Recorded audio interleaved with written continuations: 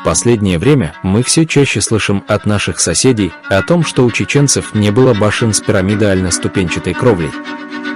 Здесь для ликвидации их безграмотности мы приводим ряд чеченских башен с различных районов Чечни с вышеуказанным типом кровли.